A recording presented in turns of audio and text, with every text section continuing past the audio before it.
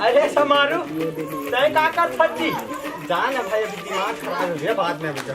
दिमाग खराब है? काबर तोर दिमाग खराब है?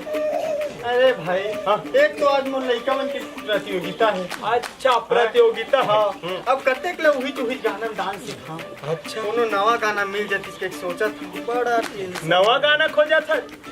अरे यार तो खोजे का जरूरत है? देख टूरा चाय वाले फिल्म देख। टूरा चाय वाला फिल्म में का सुंदर सुंदर मधुर मधुर गीत संगीत के समावेश है। हमार छत्तीसगढ़ में कर्मा ददरिया सुआ पंथी पांडवानी ऐसा गीत के चलन है कि नहीं है? जेला हम 12 मसी के वो गीत हम डले है ऐसे।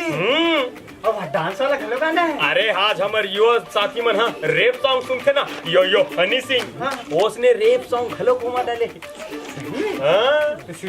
अरे मैं आज तक झूठ बोले होते सच बोल दो। तो नहीं का हो आप डांस पूरा चाय वाला के गाने में करबो, ठीक है?